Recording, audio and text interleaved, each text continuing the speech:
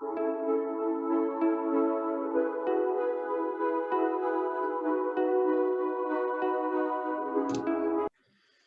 everybody and welcome back to my channel. So today I'm going to be previewing the first ODI between Ireland and South Africa, taking place in Ireland. And this is part of the ICC Men's Cricket World Cup Super League. Essentially, this league has been created as a part of qualification for the Cricket World Cup in 2023.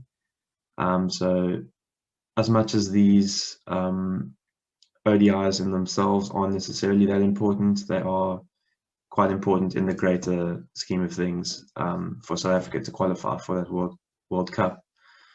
Okay, so first off, I think before the tour, we've never lost to Ireland.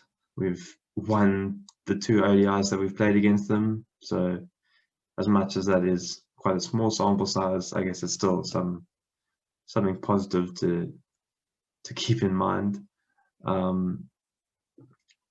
Yeah, and hopefully we can maintain that throughout the series. And I do think we have the ability to.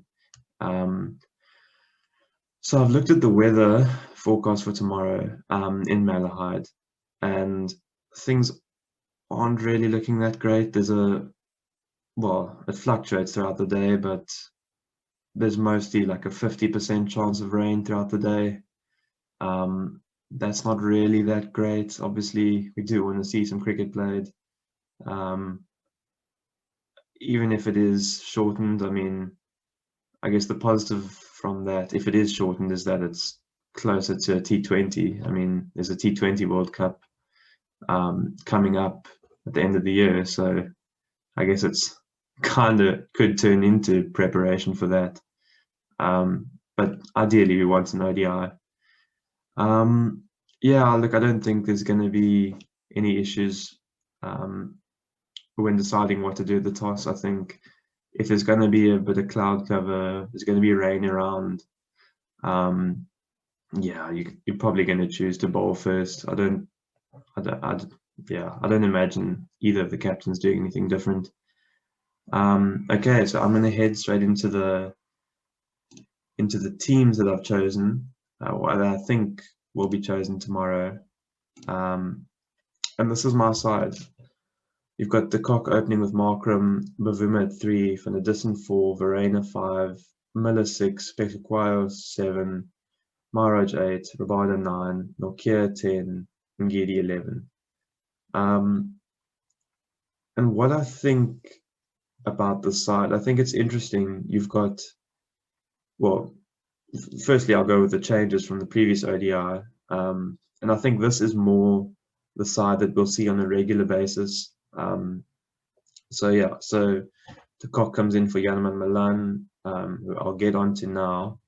Van der Dussen in for John Smuts, David Miller in for Heinrich Klaasen, Kagiso Rabada in for Björn Hendricks, Nortje in for Darren de Pavlon, and Lungi Ngidi in for Luto Sipamla. Okay, so I'm going to get into the first point that I want to talk about, and it's the question of Aiden Markram versus Janneman Malan at the top. And I think this is interesting because from a batting point of view, I think Malan has produced the better numbers, but I think in ODI cricket we need a sixth bowling option, and look, Markram has bowled his full 10 in previous games, but I just don't see that happening in this series. I think conditions are going to be better for seam bowling. It's more likely to move around, swing and seam than it is to spin. So if needed, Markram can bowl. Again, with Malan, you don't have that option, so that's why I went for Aiden Markram ahead of Janneman Malan. Then I think all the other batsmen are pretty much picking themselves. Bavuma as the captain, Van der Dussen, Verreynne, Miller, they've all shown good performances. Yeah, I don't think they'll change from Andile Pekwayo. I think the only other option that you would swap him for, if he were to be swapped, would be Dwayne Pretorius. But I think they're going to stick with Andile there. Then this is interesting. Keshav Maharaj or Tabraiz Shamsi. Now, Tabraiz Shamsi is bowled, he's pretty much bowled the series of his life in the T20s. But I think the issue with having him in would be you would be a batsman light. And I think we need to be batting till, I guess you could argue we bat till about 8, 9. I think, between Andile Pesquayo and Keshav Maharaj, you could get about, if you're really pushing it, maybe 50 runs between the two of them. And hopefully we don't have to get all the way down to Kagiso Rabada, Anrich Nokia, Lungin Gidi. But I think it's just having that option of Maharaj being able to hold a bat to a certain extent, as well as Shamsi is bowled. I just don't think spin is going to play a key factor in the series. Let's say if we were playing in India or the UAE or Pakistan or wherever it is in Asia, I think there you would maybe look at Keshav Maharaj with Tabraiz Shamsi, the one taking the ball away from the right-hander, the one taking the ball, turning the ball into the right-hander.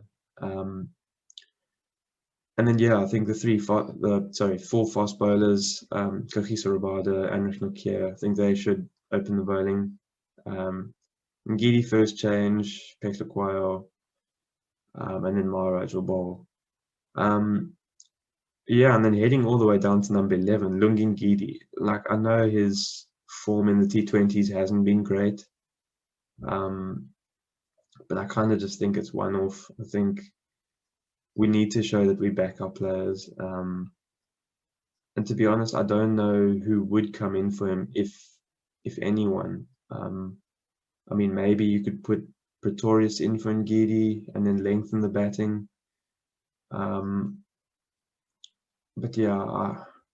I think Ngidi's going to play an important role in the T20 World Cup. So giving him as much cricket before that would be ideal. I just, as poor as his form might have been in the West Indies, I think we haven't really got anyone better to replace him either. So I think it's, there's not much you can do. And to be fair, I would back those 4 fast bowlers with Maharaj. And I think that's a pretty strong batting lineup as well, if everyone performs to their potential. So look, I'm expecting a good contest. Hopefully there will be some cricket.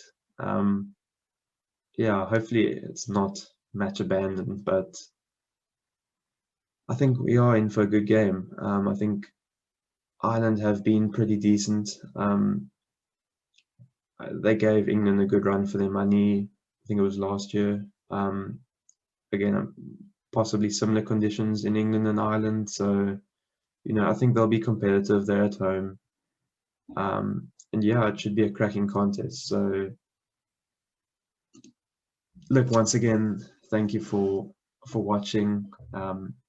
Again, in these uncertain times, everyone stay safe. And I'll be looking forward to bringing you guys another video in the near future. Cheers for now.